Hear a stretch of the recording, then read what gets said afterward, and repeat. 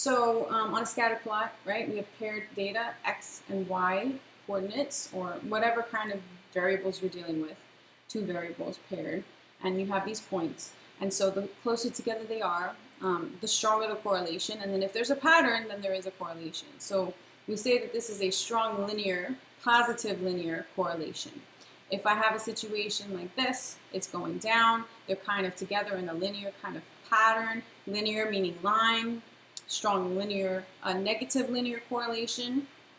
And we talked about this before. And then if I have a scatter plot and there are points all over, and there's no like pattern involved, visual pattern, this is all over the place, we say that there's no correlation.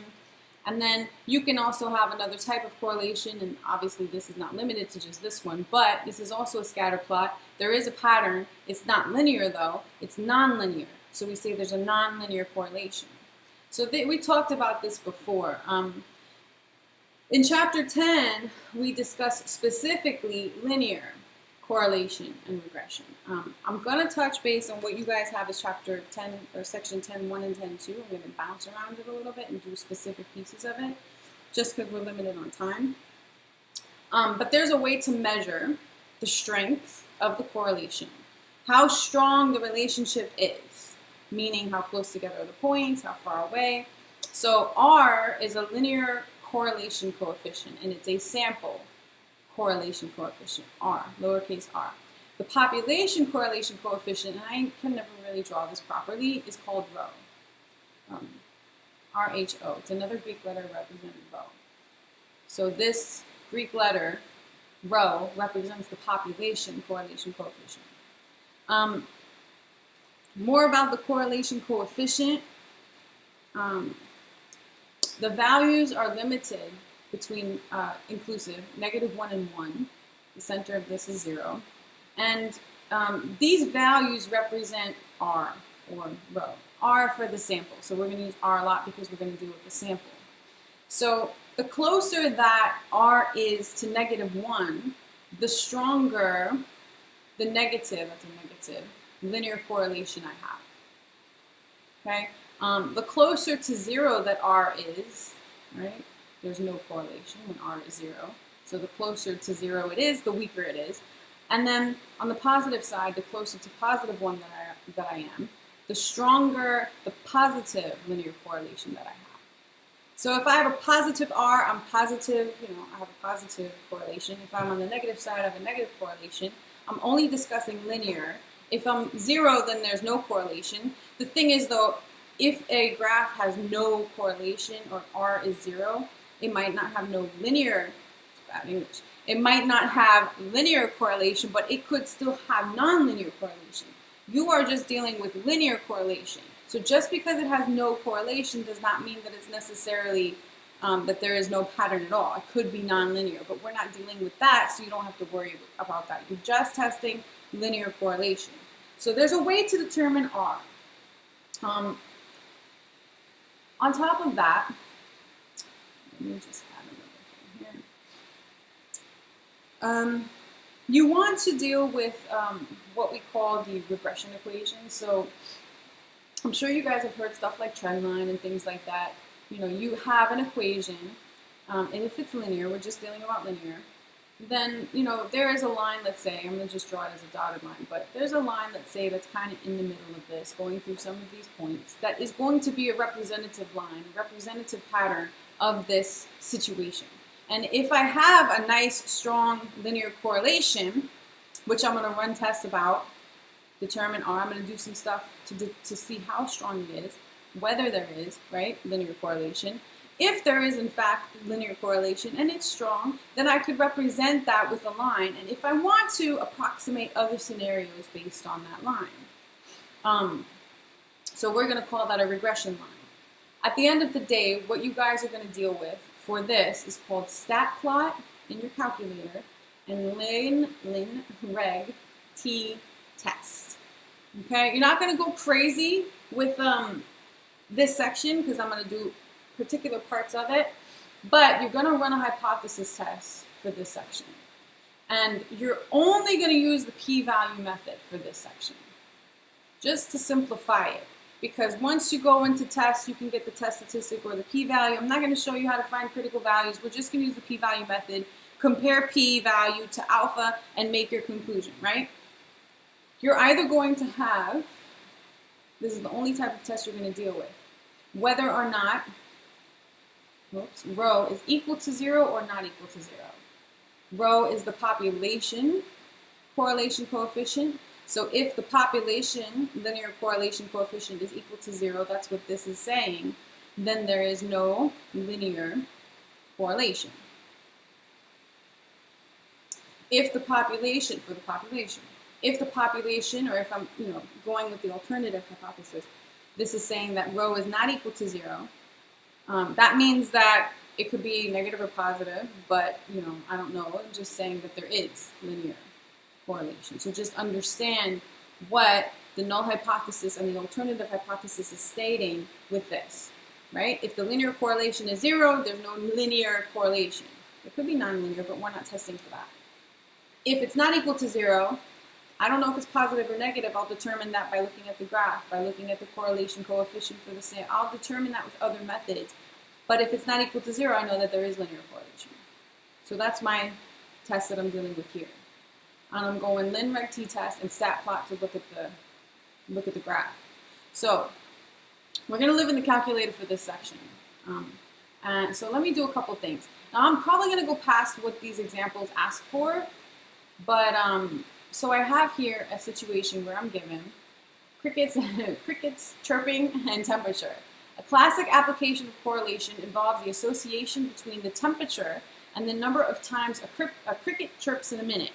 Listed below are the numbers of chirps in 1 minute and the corresponding temperatures at the time of those chirps.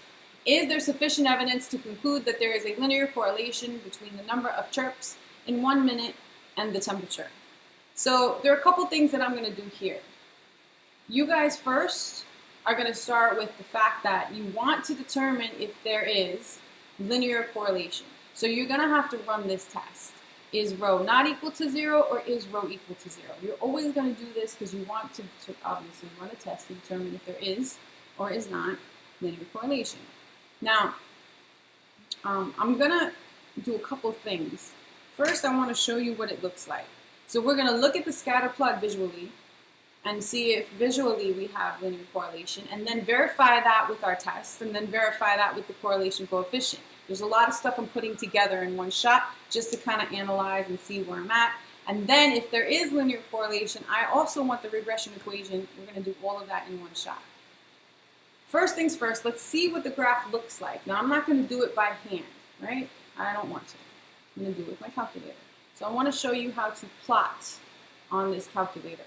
Now, when you're doing a statistics graph, and I think we've done a couple of them, we're going up here to stat plot.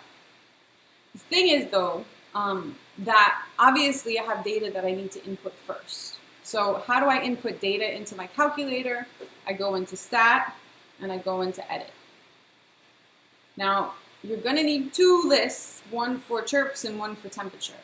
So let me go ahead up and clear L1, and let me go ahead and clear, right? Scroll up there and then clear enter to clear L2. Never click delete, you're going to delete the whole thing. Clear enter. In L1, I'll put chirps. So let's put chirps. 882, 1188. Let's put this data. 1104. And then I'm going to also mark where I put things because I want to remember where I put things. 864, 1200. Make sure you don't make a mistake putting it in because that would suck. 1032, 960. And I want you guys to do it with me. 900. So I think that's it, right? Yeah. Put temperature in L2. 69.7, 93.3, 84.3, 76.3. Put it in with me. 88.6. Have your calculator out. 82.6. Because if you're just watching me do it, that's not going to help you. 71.6, you have to go through it by yourself also, so you can memorize how to do this. 79.6. So I'll give you a second if you need to put those values in. because now I'm going to run this test. While you do that, I want to also discuss, first of all, I put chirps in L1 and I put temperature in L2. So I'm going to mark that, right? I kind of always want to remember where I put things. So, and I'll tell you in a second why. So I put chirps in L1 and temperature in L2. Now, if I were to graph this paired data, how would I know which one is on the x-axis and which one is on the y-axis? You remember from algebra, the x value is the independent variable, right? The y is dependent on x, right? If you remember, y is dependent variable, x is the independent variable. So if one of these is going to represent x and one of them is going to represent y, I want to determine which one might be independent and which one might be dependent. So what would depend on what? Would chirps depend on temperature, or would temperature depend on chirps? I think that, just logically speaking, it might seem that the number of chirps that, what is it, a cricket chirps, would be dependent on the temperature. That's kind of what we want to know. Is there a linear relationship between that? So chirps is dependent on temperature, which means that my temperature is going to be my x, and my chirps is going to be my y. Right? So I'm going to label that 2. So this is my independent variable and my dependent variable. Does it matter? Yes, it does matter, because if you think about it also, once you represent your regression equation, your equation for this situation, you need to know what variable is what. So if you're plugging something in to find something out, you need to know what situation you're dealing with. So which one is x, which one is y, which one is independent, which one is dependent. Okay? Does it make sense for your situation? So now, I put chirps in L1 and temperature in L2, but my L2 is my x, and my L1 is my y. So I have to remember that. So now let's go into stat plot. Let's actually make this scatter plot and see what it looks like. So you guys got this. So second, and then y equals to pick up stat plot. Remember, we have to turn the plot on. We're going to turn the first plot on. You could do multiple statistics plots. We're just going to do the first one. So enter. And you see on, off. On, I want to be highlighted, so that now I have the plot on. So when I go to graph, it's going to show me. And then pick the graph that you want. I want a scatter plot. So the first one looks like a scatter plot, right? So I'm going to highlight the first one. Now look, it says X list and Y list, right? Which one was my X list? I put my X in L2 and my Y in L1. So be careful. I put my X in L2 and I put my Y in L1. I mean, you don't have to do it backwards like that. It's just however you want to do it. That's why I mark it every time. But you have to know which one is what. And then it doesn't make sense. Temperature wouldn't be dependent on chirps, right? You can mark it with however you want. Do you want dots? Do you want plus signs? Do you want this? I mean, however you want. I'll leave it as that. And then I have to go to the graph. So where do I go to the graph? Here, correct?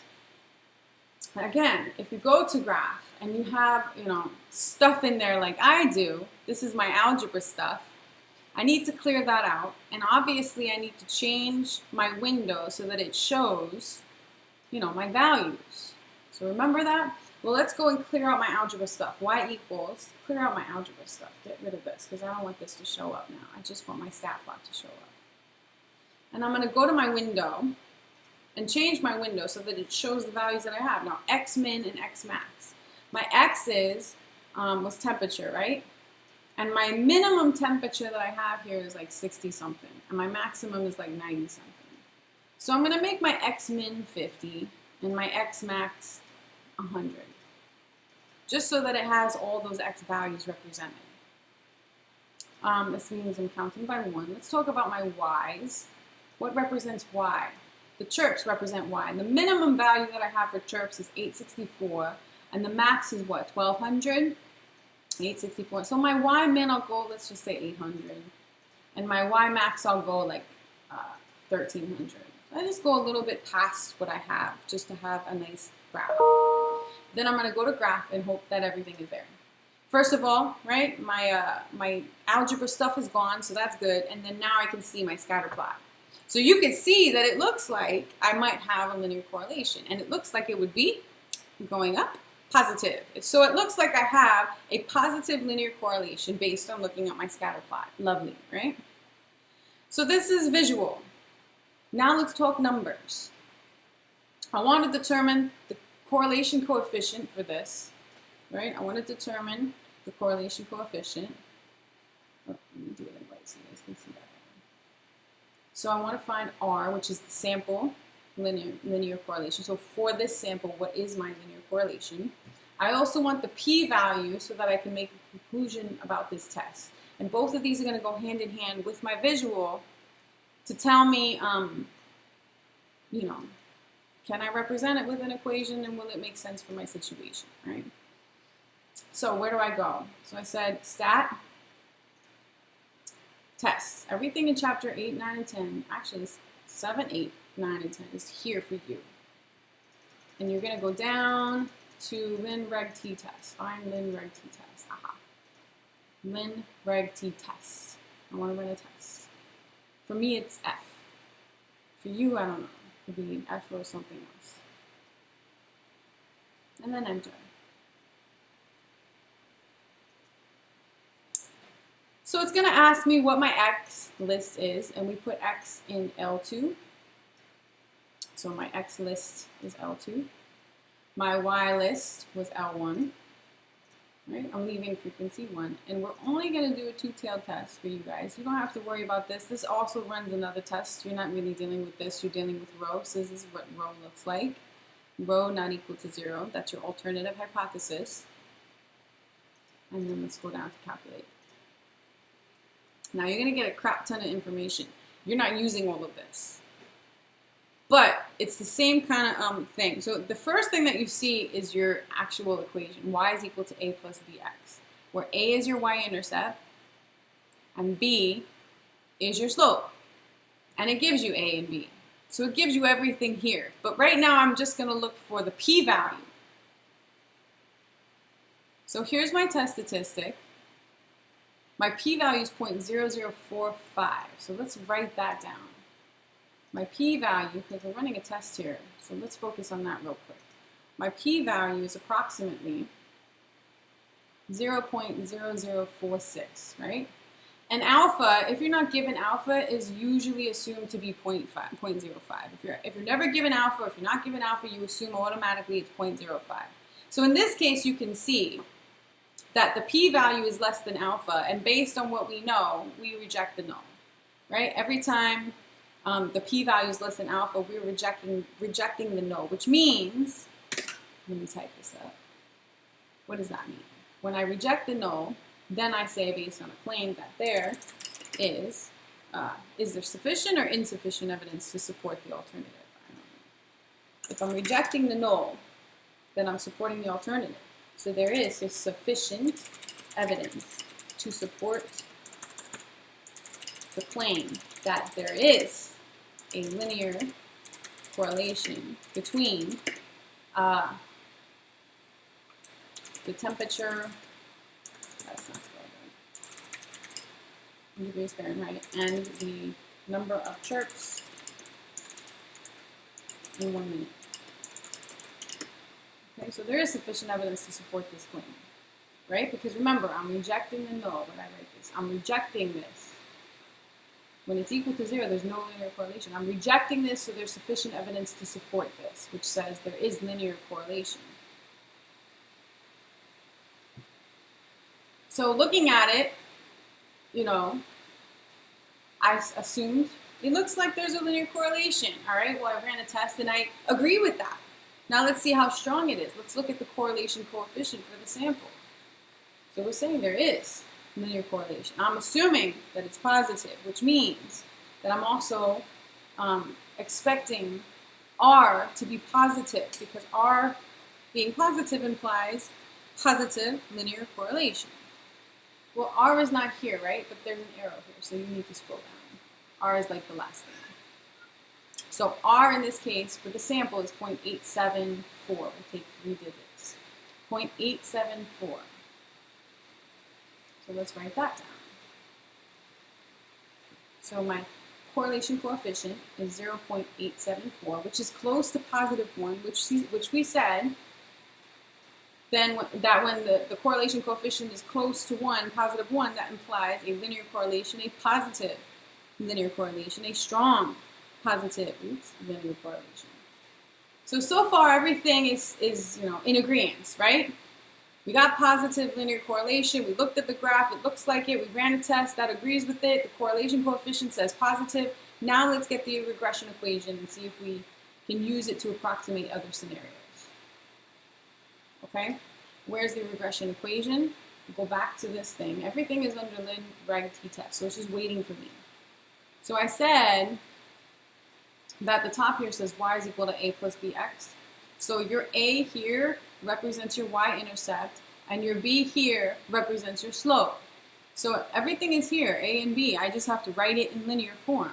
I am expecting b to be positive because the slope should be positive because it's a positive linear correlation.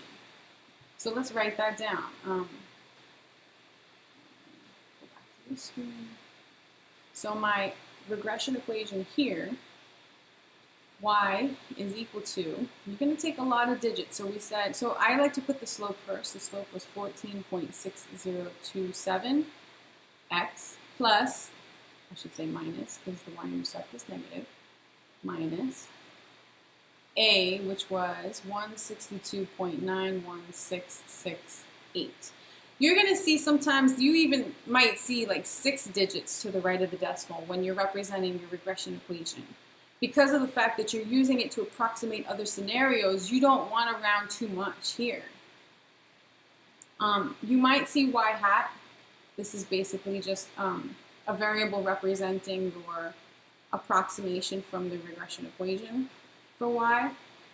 This doesn't ask you for any particular question, but let's just say, I'm going to add to it, right? I'm not just doing what they're saying, I'm going to add to it.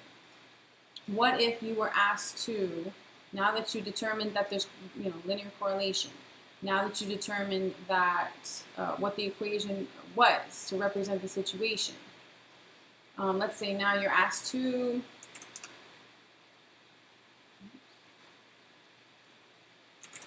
approximate the number of chirps in 1 minute when the temperature,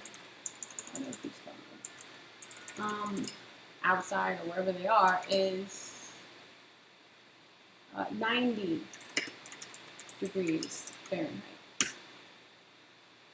How do I do that approximation? Well, I am asked for the number of chirps, which represents y. So I'm asked for y. So y equals what, or in this case y hat, our approximation, when the temperature, what was the temperature? X. When X is 90. I don't have that in my sample. So I got to go to my equation to get that. So plug it in, 14.6027 X, when X is 90, minus 162.91668. This is literally just plug and chug. I don't know what that is.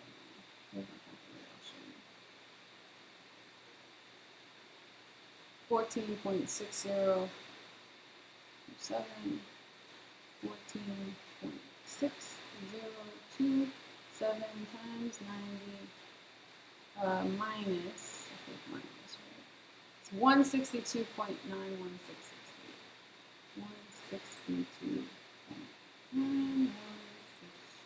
162.91668. And 1151. We're going to round that to the nearest whole number because I can't have a decimal amount of chirps. So 1151 chirps. So so approximately, based on my graph, based on everything, approximately 1151 chirps. So what am I doing here, right? Again, I'm a list of paired data. That's what I'm giving. Is it linear? Does it have a linear pattern? If it does, well, let's look and see. Show me the scatter plot. Run a test. Tell me based on the test if it does. If you ran the test and it does and it looks like it does, what is the correlation coefficient? How strong is that relationship?